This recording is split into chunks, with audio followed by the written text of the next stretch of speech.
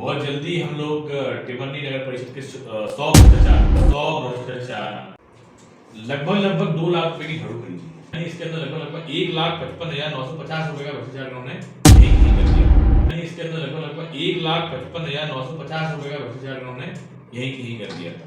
नमस्कार, आप देख रहे हैं भारत दर्शन न्यूज। जहां हरदा जिले की टिमरनी नगर परिषद के अध्यक्ष देवेंद्र भारद्वाज पर करोड़ों के भ्रष्टाचार के आरोप लगे हैं। विधायक अभिजीत शाह ने ये पोल खोली है और नगर परिषद अध्यक्ष भारद्वाज के भ्रष्टाचार की कुंडली कांग्रेस विधायक के हाथ में है। उनका कहना है कि अध्यक्ष ने कैसे किया नगर परिषद में भारी घोटाला। विधायक ने नगर परिषद से 6,000 पेजों का रिकॉर्ड निकलवाया है। विधायक अभिजीत शाह ने नगर परिषद अध्यक्ष पर लगाया जनता से भेदभाव करने और भारी कमीशन पाने के आरोप। आइए और क्या है आरोप, क्या है कहना चाहते हैं विधायक अभिजीत शाह, उनसे सीधी बात की हमारे सहयोगी उत्तम गिरी ने। आज हमारे साथ में टिमरनी शिलाली विधानसभा के विधायक माननीय अभिजीत शाह जी मौजूद हैं और नगर की समस्याओं के लिए लगातार, विधानसभा की समस्याओं के लिए लगातार आज हमारे शहर में विकास की ओर विधायक अभिजीत शाह जी पूरे प्रयास कर रहे हैं और पुराने विधायक से भी अच्छा कार्य माननीय अभिजीत शाह जी द्वारा किया जा रहा है। इसकी प्रशंसा आए दिन हमें मिल रही है। इसी के साथ आज भाई साहब हमारे बीच में बैठे हैं माननीय विधायक अभिजीत शाह जी। विधायक जी, आपसे मेरा ये पूछना है कि टिमरनी नगर के अंदर नगर परिषद में भारी भ्रष्टाचार किया जा रहा है, लेकिन इसके प्रति नगर के लोगों में बहुत आक्रोश है। विधायक जी का उसमें कोई रोल नहीं है, इंटरफेयर नहीं है, विधायक जी उसमें कोई भी कार्रवाई नहीं कर पा रहे हैं। आखिर ऐसा क्यों? देखिए, आप मुझे जानते हैं, जब तक मेरे पास पुख्ता जानकारी ना है मैं किसी भी विषय पर बोलना पसंद नहीं करता। मैंने नगर परिषद के मेरे कार्यकाल जो रहा है 1.5 साल का, उसके मैंने पूरे कागजात में बुलवाए, सर्टिफाइड कॉपी मैंने बुलवाई, उसकी स्क्रूटनी चल रही है। बहुत जल्दी हम लोग टिमरनी नगर परिषद के 100 भ्रष्टाचार ये हम लेके आने वाले हैं। कुछ चीज़ों पे मैं आपको प्रकाश डालूंगा जो हमने निकाला है। जैसे कि मैं बहुत से सफाई कर्मियों से मिला, उनसे मैंने सवाल किया कि भैया जो झाड़ू होती है एक बहुत छोटी चीज़ है, क्या आपको परिषद देती है? 90% लोगों ने, बल्कि 100% लोगों ने ये कहा कि नहीं भैया हम अपनी झाड़ू खुद लेके आते हैं। अब परिषद ने, आप देखेंगे सिर्फ 1 साल का भी बता रहा हूँ मैं आपको, परिषद ने लगभग 2 लाख रुपए की झाड़ू खरीदी है 1 साल में। 2 लाख की झाड़ू होती है। जैम पोर्टल से खरीदी गई है, उसका बिल मेरे पास में है। जैम पोर्टल का नियम है कि जो सबसे कम बिड करने वाला होता है, सबसे छोटा जो प्राइस होता है, उससे हम खरीद सबसे कम प्राइस जो उसी झाड़ू का जो नोट की है वो 41 रुपए की एक झाड़ू। इन्होंने 196 की खरीदी। 196 41 में अंतर नहीं है, लेकिन 1000 झाड़ू खरीदी है। यानी इसके अंदर लगभग 1,55,950 रुपए का भ्रष्टाचार इन्होंने यही कर दिया था। इसी के साथ अगर मैं आपको आगे बताऊं तो इसके अंदर एक फिनाइल की गोलियां आती हैं जो 8 रुपए किलो में मिल रही थी, इन्होंने 790 रुपए किलो में उसे खरीदा है। ठीक है, छोटी छोटी गोलियां होती हैं, आप जनरल स्टोर में जाएंगे तो और मिल सकती है आपको। फिर हम बात करें अगर कुछ बड़े, लेकिन मेरा ये कहने का तात्पर्य है कि ये जब छोटी छोटी चीजों में नगर परिषद अगर इतना भ्रष्टाचार कर रही है तो हमारे द्वारा या विधानसभा में कोई क्वेश्चंस नहीं उठाना या कार्रवाई के लिए उच्च वरिष्ठ अधिकारियों को कोई जवाब प्रेषित नहीं करना या लिखित में कोई शिकायत नहीं करना, आखिर ऐसा क्यों? देखिए, लिखित में मेरे द्वारा अगर शिकायत नहीं की जाती तो मेरे पास जानकारी वो आई नहीं होती। मैंने ये जो जानकारी प्राप्त की है ये विधानसभा क्वेश्चन के माध्यम से की है।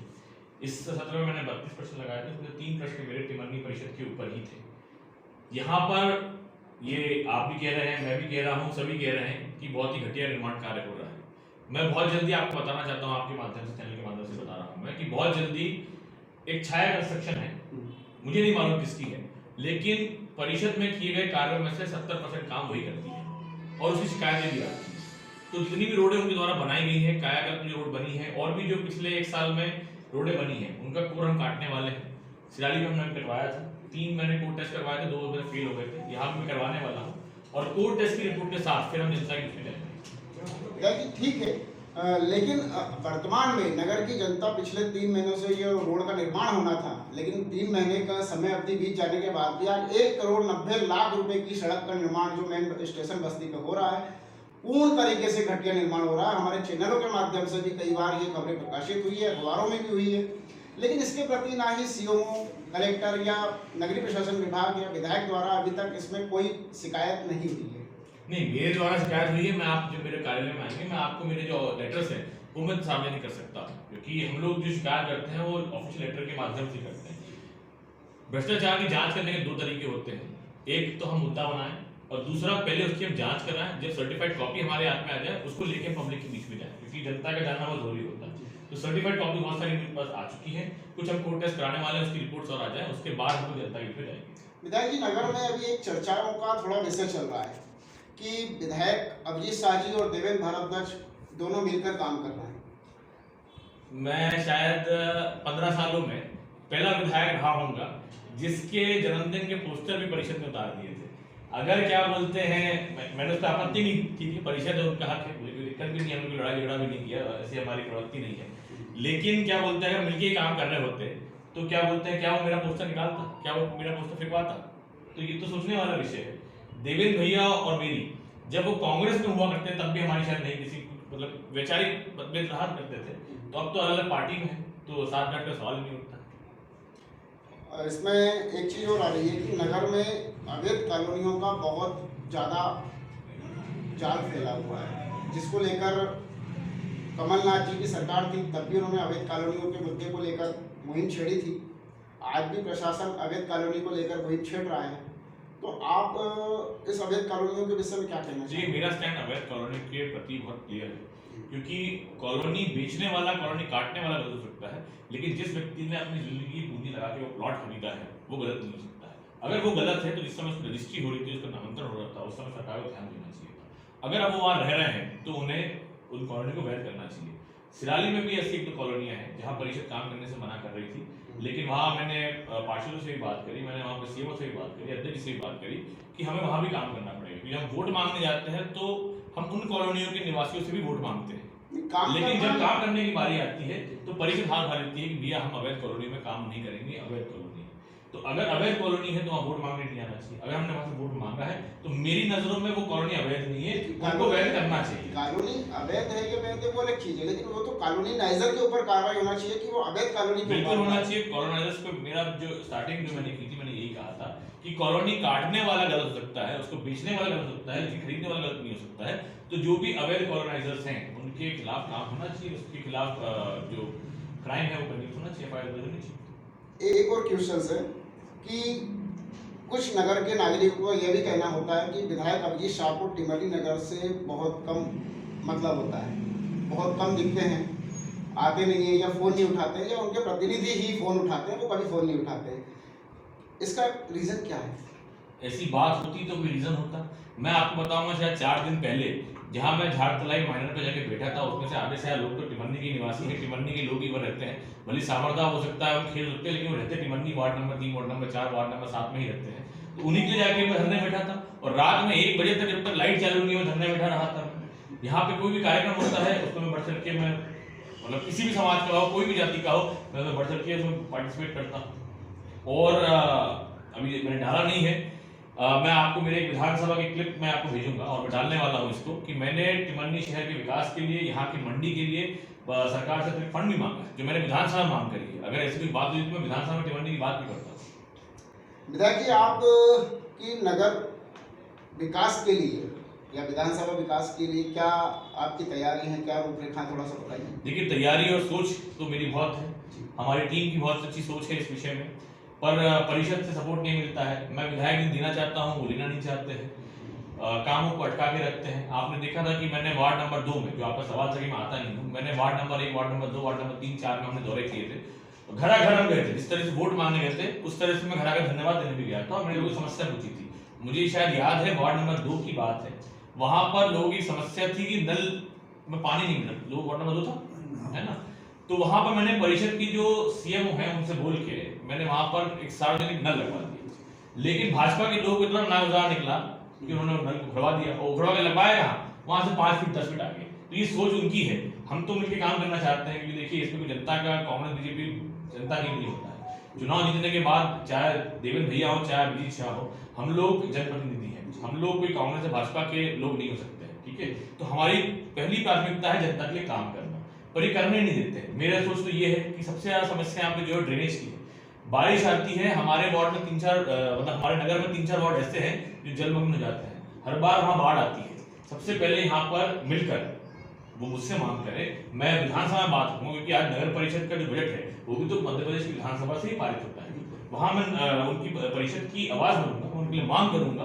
कैलाश जी हमारे मंत्री हैं, उनसे मांग करेंगे हम लोग, लेकिन ये लोग मांग ही नहीं करते हैं। हम लोग कुछ प्रयास करते हैं करने के लिए तो ये टंग अड़ा देते हैं, अड़ंगा डाल देते हैं। तो मैं जो आपको कह रहा था कि यहाँ पे ड्रेनेज की बहुत बड़ी समस्या है। यहाँ के ड्रेनेज जो है आज 30 साल पहले डिजाइन किया गया था, अब वो ओवरलोड हो चुका है। यहाँ पे नए ड्रेनेज सिस्टम की जरूरत है।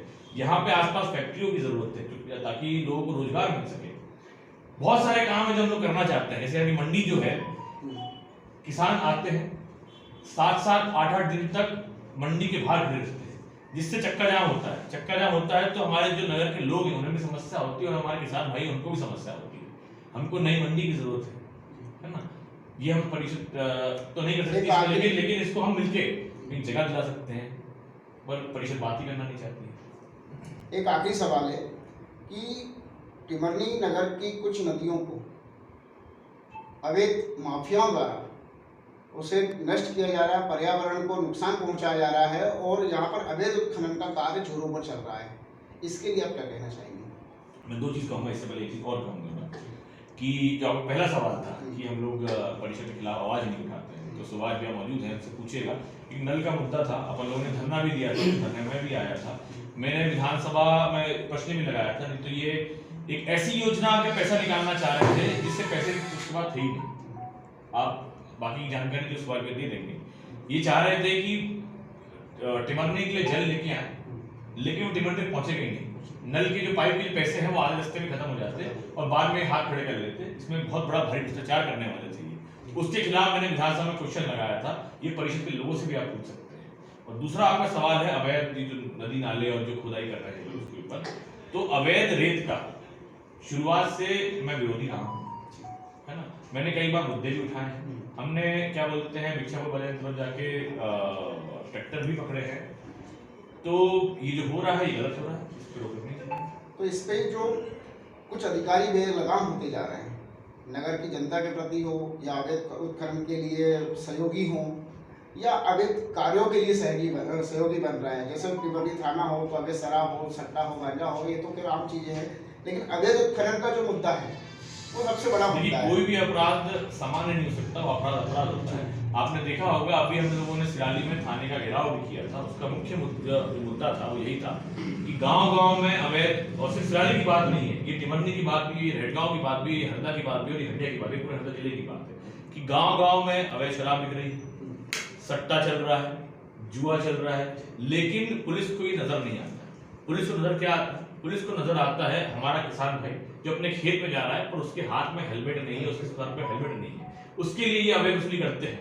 हेलमेट नहीं है आप समझा ही सकते हैं, ठीक है, आप चालान काट सकते हैं, लेकिन ये चालान ना काटते हुए 100, 80, 20 रुपए तक ले लेते हैं। चलिए ठीक है, आज हमारे साथ विधायक जी जुड़े हैं और आप नगर की जनता अपनी विधानसभा को क्या संदेश देना चाहते हैं, आप बताइए। देखिए संदेश तो सिर्फ यही है कि आप लोगों ने मुझे वोट दिया है, मेरी जवाबदारी भी आप लोगों के प्रति है। मैं कभी भी कांग्रेस या भाजपा की राजनीति में नहीं पड़ता हूँ। जिन्होंने वोट दिया, जिन्होंने नहीं दिया, सबके लिए हमें काम करना है, मिलकर काम करना है। मैं पूरा प्रयास करता हूँ कि मैं परिषद के साथ मिलकर भी काम करूँ, लेकिन अब परिषद किस तरह से काम कर रही है वो आप लोग देख रहे हैं, किस तरह से भ्रष्टाचार कर रही है वो आप लोग देख रहे हैं। बहुत जल्दी हम लोग इनके खिलाफ आवाज उठाने वाले हैं, उसमें आप लोगों का सहयोग लगेगा। जय हिंद।